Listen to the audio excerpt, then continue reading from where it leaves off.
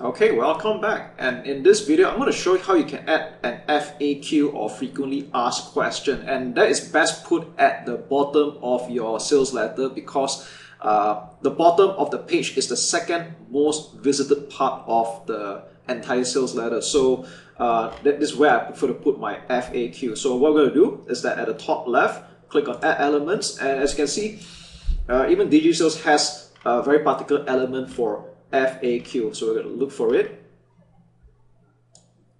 or it will just be faster to type the word FAQ, and there we go. So we're going to drag it to the bottom here. Alright, not really this bottom, but further down. Okay, this is probably the last part here. So for this part here, I'm kind of continuing where I last left off. We need to add one more column. Click the plus icon here, and then add a column. Alright, so we can drag it down here. Alright, so once again, I'm just being neat. I like to be orderly and consistent. So I'm just gonna change the padding here a little bit. Alright, and yeah, this looks good. Okay, so how do we do this? Alright, so at the top right, when you click on the FAQ, you can change the FAQ type. Do you want it to be presented in this style, or even this style? I'm going to leave it up to you. So there's no real right or wrong over here, but you know what, let's just go maybe with this style, okay, the separated style. So you can see there's a list item 1, 2, and 3. So normally I just like to start with the first one, list item 1. I'm going to click on it, and you can click on what I call this part here, where you can type whatever you want, the question, and then the answer. So I've got a list of FAQ already prepared. So like I said many a times, it's just a lot better to stand by all this contents on your notepad, and then you can just paste it here. Very simple. Okay, so I'm just going to copy and paste my FAQ, and there you go. Alright, so how do you add the next part? Alright. Okay, now do we really need this image? So here's the thing, I don't like to put images here for any reason, so I'm going to just uncheck this box, and now it looks a lot better.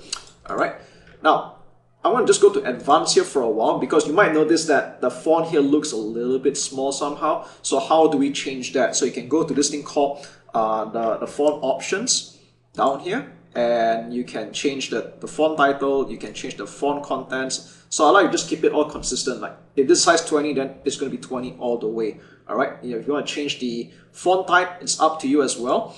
And the padding here as well, I like to just put a little bit more spacing at the bottom, because I like to repeat my call to action again later. And as for the inner padding, I would just prefer to put it all as 0. Alright, but that's just my way of doing things. Okay, alright, there you go. Alright, so I'm going to go back to general here, and we're going to keep adding the whatever FAQs that we have. So we click on the, you can clone it actually. Let's clone it, and let's click on item number 2, and we're going to continue adding the FAQ. Alright, you can add as many as you want. Alright, so I've got a list of FAQs here. I'm just going to like copy it, click on list item number 3. I'm going to add my next one here as well. Okay, so it's kind of good to do this at least a few times, so you kind of get the practice. And that's like how I get myself familiarized with not only this page builder, but pretty much anything that I do. Alright, so there we go. And now if you're putting in a little bit of a long answer here, it's better that you space it out like this way by clicking enter and enter. Okay, let's go to the next one. Yeah, I have like quite a bunch of FAQs. Alright, now you don't have to be like me, where you know you have to like have that many questions and answers, but I think it's good. You know, the more you know what your potential customers are going to ask, or you anticipate the questions, you can pretty much answer them here. So I like FAQs because it's kind of like a objection handler. The thing about sales letters is that it's kind of like a one-way communication right now. They're not there to ask you questions live. So the more you know what kind of questions that they are going to ask you, or maybe based on your past interactions with your current or previous customers, then you can probably do this part a little bit more better. Alright, so there you go. Okay, now one thing I'll just say really quick though is that I like to have my last question more like a little bit open-ended. Like for example, if you still have any more questions that that is not being answered, here's how you can contact us, and then we'll be more than happy to answer for you. All right, that's normally my sort of like one of my last questions usually. All right, that I'll answer that way. Okay, so okay.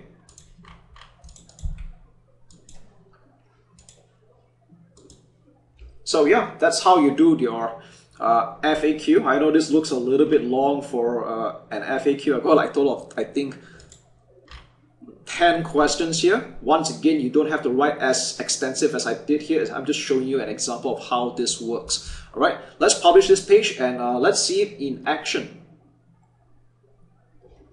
Okay, I'm going to refresh it and scroll all the way to the bottom. So yeah, this is how people are going to view the FAQ. And one more tip I just want to share with you as well is that at the bottom, I'll repeat the call to action here again. All right, so what I'll do is that I'll go to this part, I'll take the buy button, and then I'm just going to like drag it all the way down. All right, just move it down here. So I'm kind of repeating it again. So don't be afraid to have call to actions repeated a few times throughout your sales letter, like so.